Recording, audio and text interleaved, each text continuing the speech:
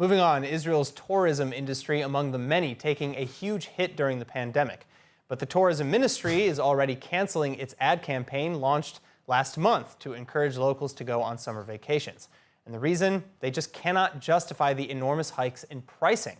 While vowing to address the issue, Tourism Minister Yoel Razvozov saying, "I don't see a reason to continue the campaign while the prices of vacations are so high." Quote, "It's a pity to waste public funds on this, and vacations are not just for the rich." With me to talk about the problem is Assistant Professor and Economic Consumer Behavior Expert, Billy Abraham. Billy, thanks as well for coming on to the program again. What is the current average price now per night in a hotel in Israel for a family?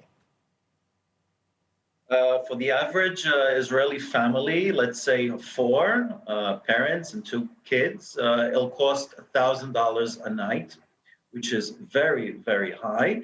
And regardless whether you're planning to stay in Eilat or Tel Aviv, it's just about $1,000 per night.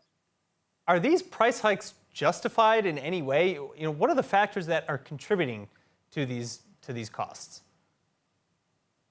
Well, if you look at the hotel industry, capacity, the hotels are booked to their full capacity.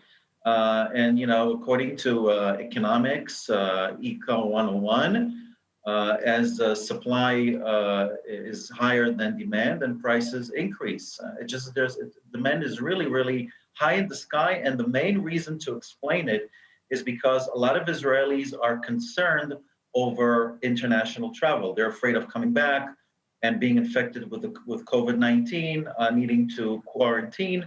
So this really deters them from going abroad, and that's why they're willing to pay practically any price to travel domestically, which is good for the economy. Well, okay, so it's good for the economy, get some money going. I agree with you there, of course. That's also Econ 101, as I'm sure you know. But if Israelis are willing to pay just about any price just to get out of the house, is the tourism industry just trying to screw local tourists? Are they fleecing them for all they can? Well, I don't think so, because if you look at the capacity, it's just that, as demand increases, prices increase very much. By the way, if you look at the United States and around the world, prices are very high. If you look at the airlines who have increased prices considerably, it's just that, in business, the higher the price you can get, the higher you want to get. There's no reason why they should lower prices.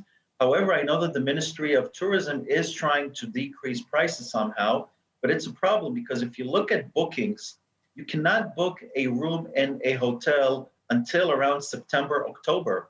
So it means that even if the Ministry of Tourism steps in order to try to decrease prices, people will be able to get lower prices only in about 3 or 4 months, not now. Hotels are completely booked. People are not even thinking about canceling. Okay, so again, we mentioned a little bit of the trends that you're expecting. How long will these price hikes remain? Will they go down, or are they here to stay as part and parcel to the effects of COVID on the economy, like raising VAT and other taxes to pay for all the pandemic time grants? Well, I would say that probably prices will decrease after the holidays around October, only to increase again later on in 2022. However, if you look at in general in the long run, I think that prices will continue increasing as long as we have not put an end to the pandemic. As long as consumers are concerned of international travel, there will be high demand for Israeli hotels, and prices will continue to increase, although they might decrease somewhat. They'll go up and down, but overall higher than last year, definitely. All right, now there's a ministry initiative to compile a list of hotels that are willing to provide discounts starting at about 15% off. Is this a substantial reduction, or is it maybe even, or does it not really make any much of a difference when we're considering that prices have probably raised before they were discounted? So, assuming, first of all, from reports in the media, I know that hotels both in Eilat and Tel Aviv are not willing to do it because they're already booked, and they are not willing to decrease prices on rooms that they have already sold. But regarding the difference, well, so let's say that the average room is $1,000, it'll be $850. Does it make much of a difference? I still think it's way, way too high. If you take into consideration the prices of hotel rooms in the States and in Europe, we're way, way more expensive.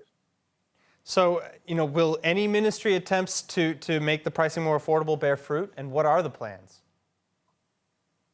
Well, I know that the ministry has contacted hotels in an attempt to try to convince them to lower prices. But again, if this should bear fruit, this will not happen over the summer. Unfortunately, if we Israelis want to travel, and probably we're likely to travel only here in the country, we're going to pay very dearly for the holiday. And unfortunately, it turns out as if you really have to be very rich in order to travel. I mean, spend a weekend with your family, $1,000 a night, $2,000 for 2 nights. That's 7,000 shekels, more or less $2,000.